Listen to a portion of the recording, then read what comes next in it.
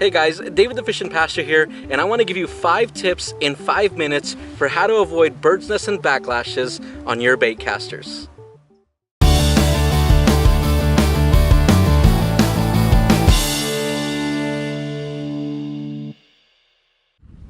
So for tip number 1, I want to talk about the spool tension knob, and it's really important that you calibrate this with each and every lure that you tie onto your rod and reel, because each and every lure weighs differently.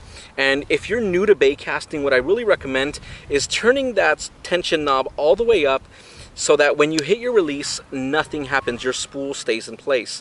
Now what you want to do is gradually back it off until that lure just starts to fall. And what you want is for that lure to hit the water and your spool to stop spinning. What causes backlashes and bird's nests is when your lure hits the water and your spool continues to spin. That causes the bird's nest.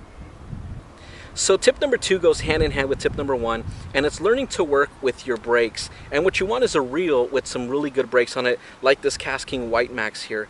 And again, if you're new to bait cast reels, I really recommend turning your brakes really high, if not all the way up, just until you get used to it and you get comfortable. Then you can start working with those brakes. But there's a few things that factor into using your brakes, whether you're casting into the wind, with the wind, whether you're trying to make long casts or short casts and flips, things like that. All that factors into it. But again, if you're new to this and you're getting those bird's nests and those backlashes, I recommend turning your brakes up just until you get comfortable with it.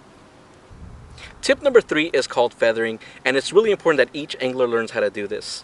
Even though my KastKing White Max reel is a great reel with some really good brakes on it and a spool tension knob that'll control everything, if I want full control over my cast, I'm going to feather, and that's just using my thumb to apply tension to the spool.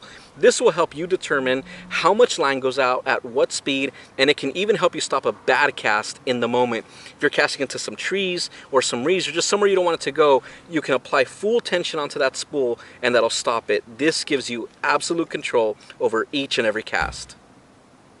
So for tip number 4, we actually have to go backwards a little bit, and I apologize for that. But even before dealing with the brakes and the tension knob and feathering or any of that, is just choosing the right kind of line for the right application that you're fishing. Another really big important thing is knowing which size line to use for your spool. If your spool is rated for 12-pound diameter line and you're using 20 to 25-pound, that can be contributing to some bird's nests and some backlashes. So know what kind of line and the diameter line, because it's really important. Also, just knowing the application. If you're going to be flipping into some heavy cover, maybe you want to be using some braid, or if you're fishing crankbaits, some fluorocarbon. Also, if you're kind of newer to this and you're not really familiar with fluorocarbon line, things like that, using a really good copolymer line like KastKing's copolymer can really help. Something with low memory, so that you're not dealing with that, because what can happen is, again, you have high memory lines, they're used to a certain size spool, and you're spooling them onto something else that's a lot smaller, and that can also contribute to those backlashes and those bird's nests. So again, some low memory line, some really good braided line like KastKing Superpower braided line, really great. It's really my favorite braided line out there. Or like I said, some copolymer line with some low memory is a great place to start. So again, choosing the right line for the right application, for the right size spool that you have, is really important. So for tip number 5, the last tip for how to avoid backlashes and bird's nests, you may think that this is a little bit dumb, and I promise you it's not. It's actually really helpful.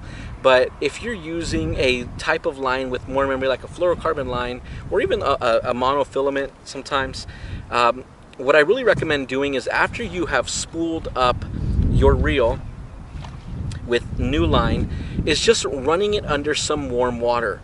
And that will help release some of the memory that is on that line. Now, again, it may seem kind of dumb, may seem kind of simple, but honestly what you're doing is you're taking line that from the manufacturer has been on a spool about that big, and you're putting it on a spool that's about that big.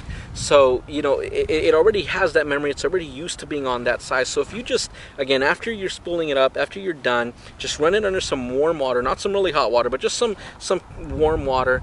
It'll release some of that memory, and it'll kind of grip better to your spool, and that'll help you avoid backlashes and bird's nests. Okay, so there you go. There are 5 simple tips to help you avoid getting bird's nests and backlashes. Hopefully these help you out. I know how frustrating it could be to be new to having a bait caster and be making those casts, and you're excited about it, but you're kind of unsure about it because it's new to you, and you're having to pull out that line and you're having to untangle that line, and it can be just really frustrating and annoying, and I totally understand that. But hopefully if you just apply these 5 simple techniques, they'll help you out, and you know, pretty soon you'll find yourself being a master at using a bait caster. I love using my bait casters. I like my spinning reels, but I really love my bait casters. But again, hopefully this helps you. If you're interested in any of the products that were used in this video, the White Max or the Speed Demon reel, or even the braided line or the copolymer line, I'm gonna link that in the description below. But again, thanks for watching. Remember to pray, fish, repeat. God bless. I'll see you in my next video.